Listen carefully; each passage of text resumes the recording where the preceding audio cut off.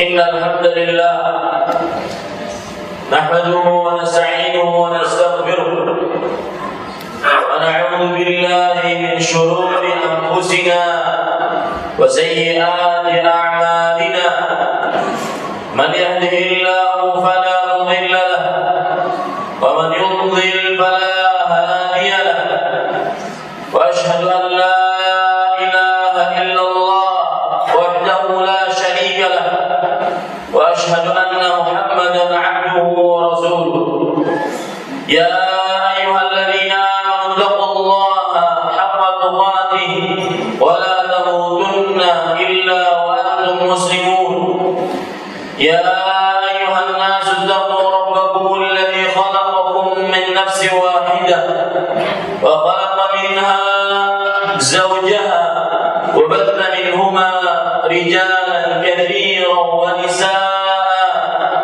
واتقوا الله الذي تساءلون به والأرحام إن الله كان عليكم رقيبا يا أيها الذين آمنوا اتقوا الله وقولوا قولا سديدا يصلح لكم أعمالكم ويغفر لكم ذنوبكم ومن يطع الله ورسوله فقد فاز فوزا عظيما wahai orang-orang yang beriman, bertakwalah kepada Allah Subhanahu wa taala dan berkatalah dengan perkataan yang benar. Niscaya Allah Subhanahu wa taala akan membenarkan perkataan kalian, perbuatan kalian, dan mengampuni dosa-dosa kalian. Dan barang siapa yang taat kepada Allah dan Rasul-Nya, sungguh ia telah mendapatkan kemenangan yang besar.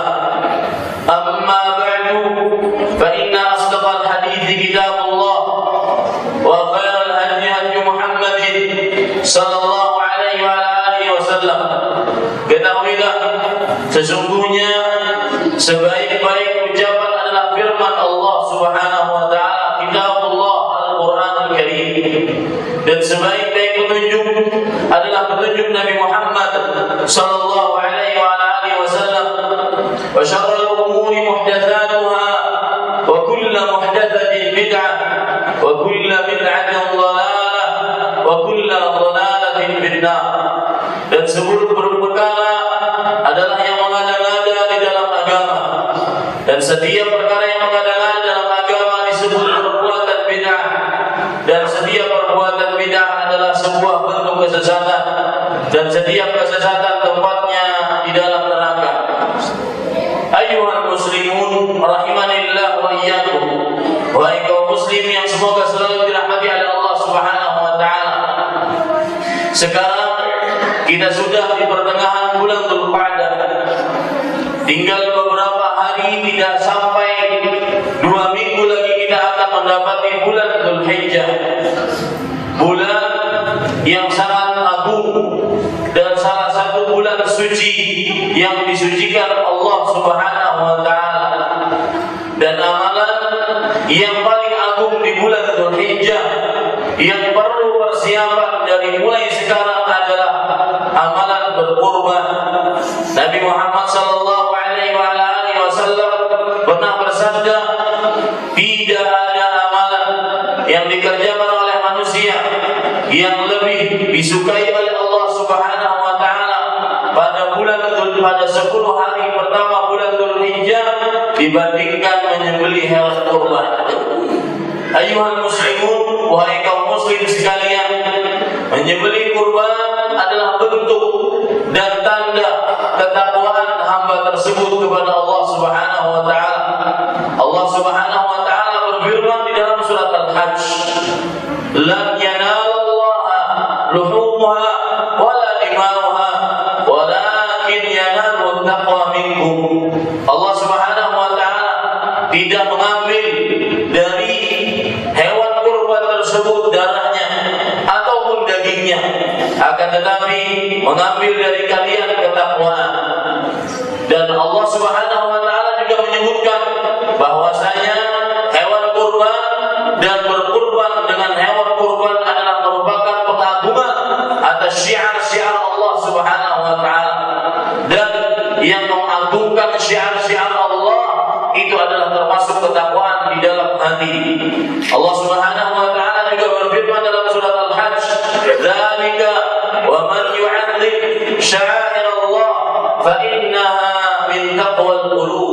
Yang demikian itu barang siapa yang mengagungkan syiar-syiar Allah, sesungguhnya dia adalah termasuk tanda ketakwaan hati.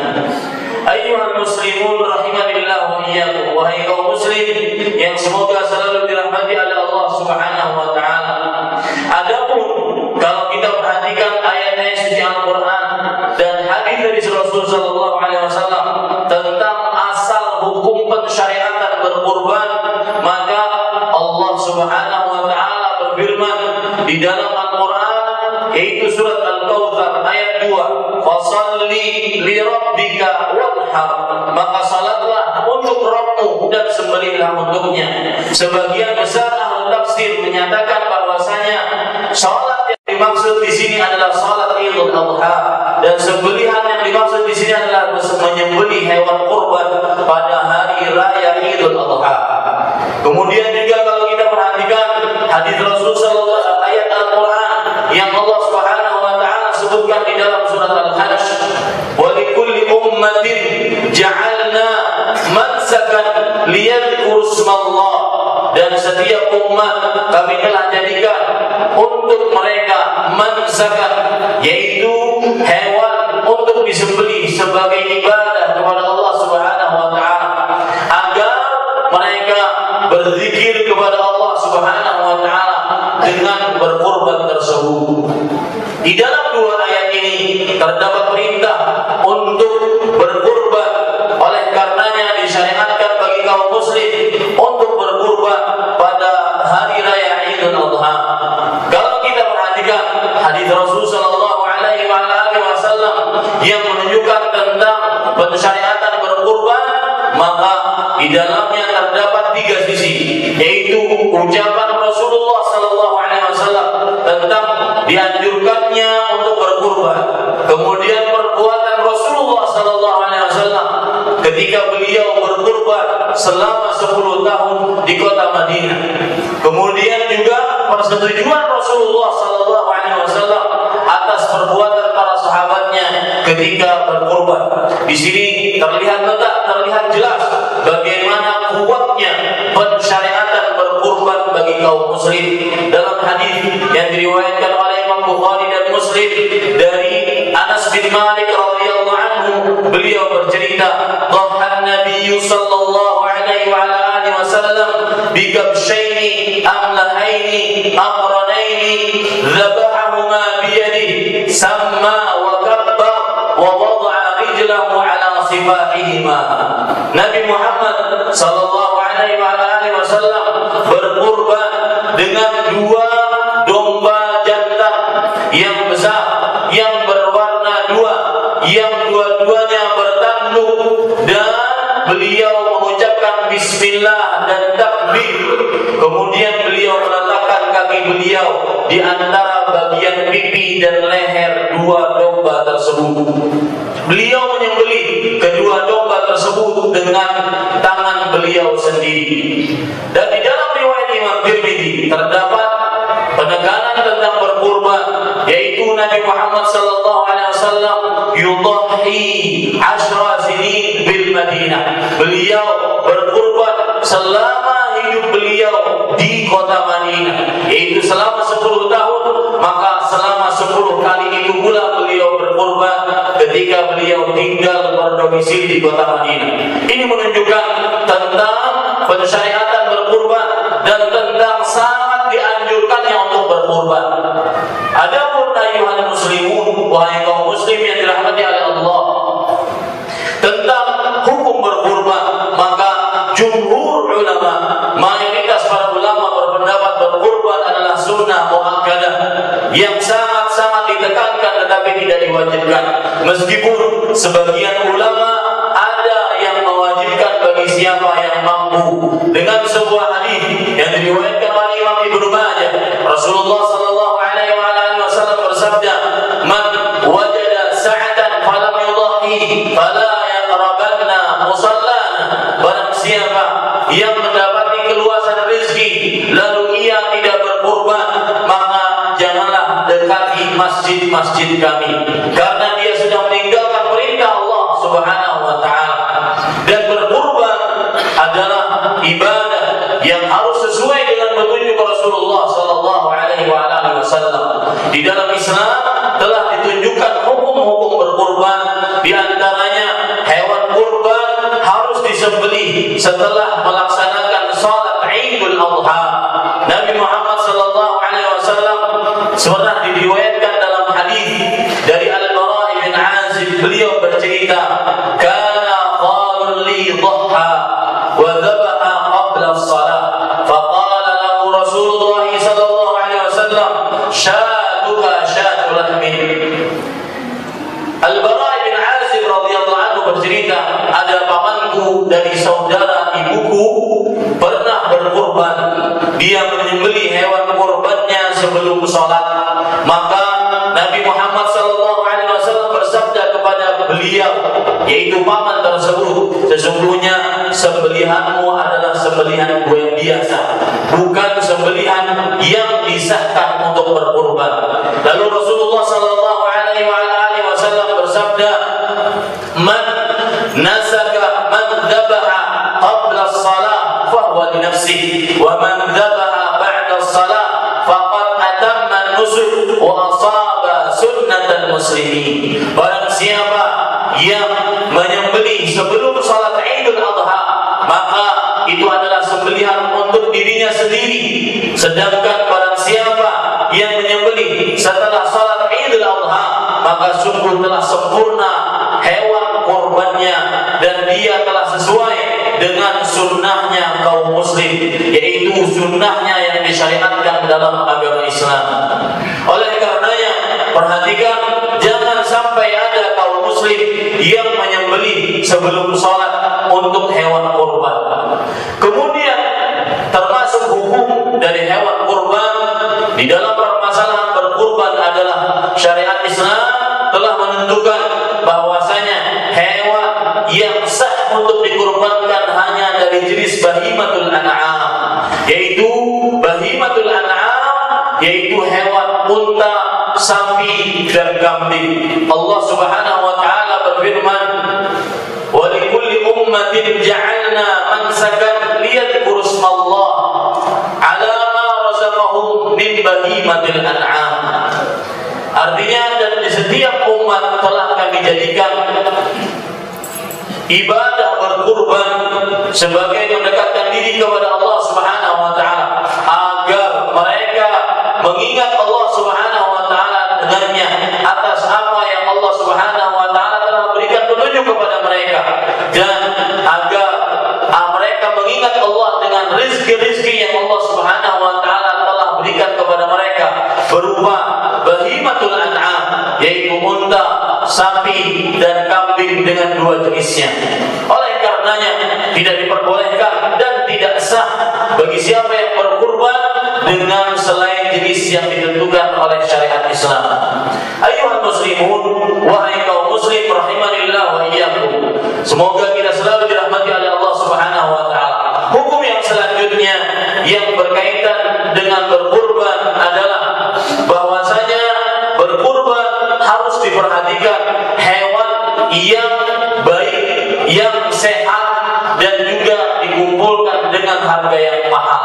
Jadi dua sifat ini, hewan yang sehat, yang mendatangkan daging yang baik dan cocok untuk dimakan, dan juga dengan kebagusan tersebut akhirnya dijual dengan harga yang mahal. Dua hal ini diharapkan dikumpulkan oleh orang-orang yang ingin berkurban pada tahun ini. Dagingnya banyak dan juga harganya mahal.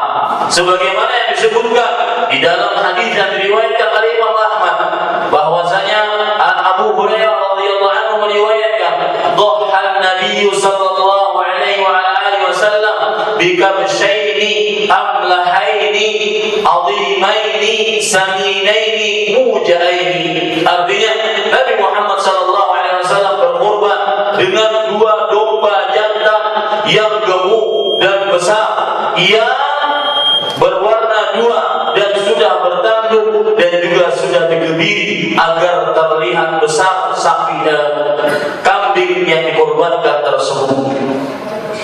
Dan tidak diperbolehkan bagi hewan-hewan tersebut dalam keadaan sakit ataupun cacat ataupun pincang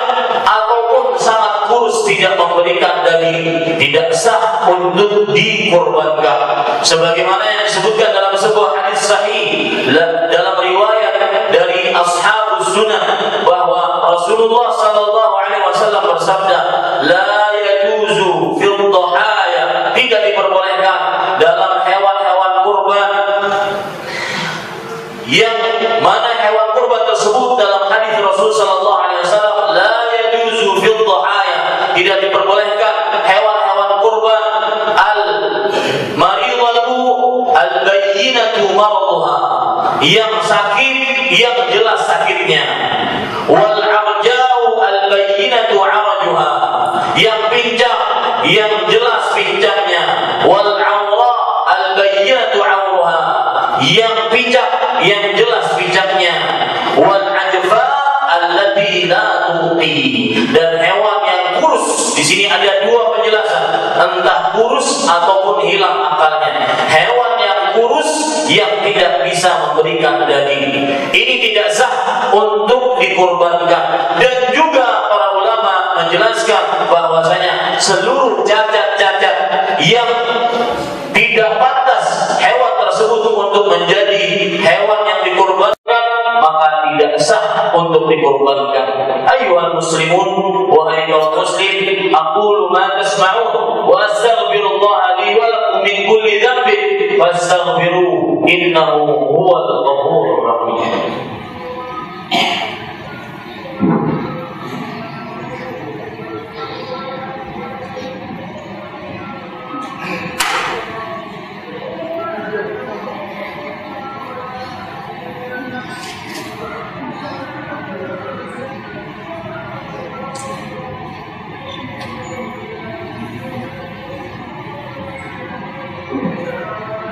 Alhamdulillahi Rabbil Alamin, wa bihi nasta'in ala umuri dunya waddin, wassalatu wassalamu ala ashrafil anbiya'i wal mursalin, nabiyyina Muhammadin wa ala alihi wa sahbihi ajma'in.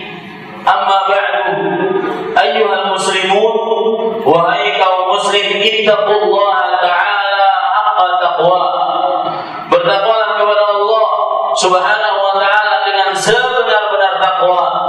Ittaquhu fi sirri wal 'alan, bertakwalah kepadanya di dalam keramaian ataupun tatkala sendirian. Ittaquhu fi af'alikum wa aqwalikum wa anfusikum, bertakwalah kepadanya, takutlah kepadanya ketika kalian berkata-kata, ketika kalian berbuat, ketika kalian berhadapan dengan diri sendiri. Ittaqullaha ta'ala fi amwalikum wa ahlikum, bertakwalah kepada Allah di dalam perihal keluarga kalian, di dalam perihal harta-harta kalian.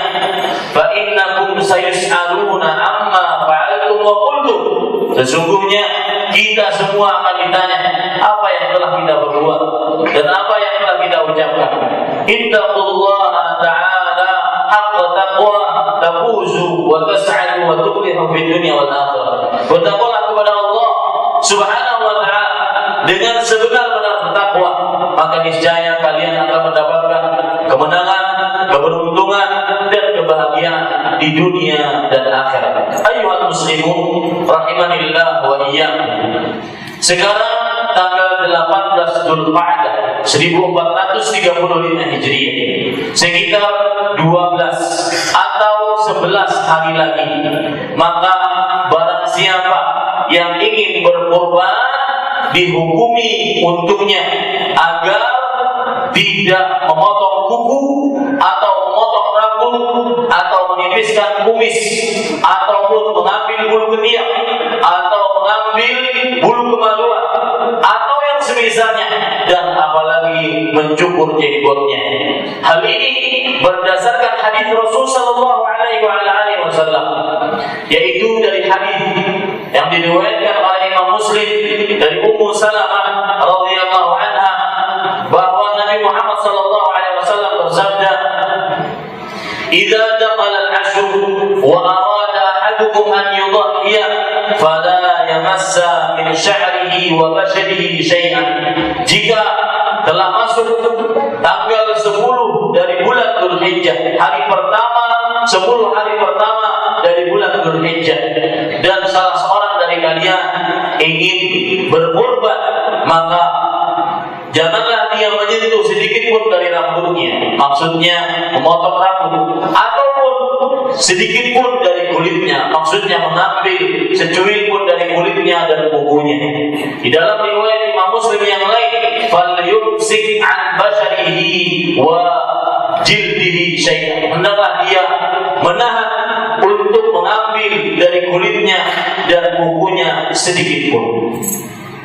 Dan sebagai hukum yang lain yang perlu diketahui oleh seorang muslim ketika ingin berkurban, bahwasanya seorang yang berkurban dengan satu kambing itu sudah bisa dia gunakan atas nama dirinya dan keluarganya.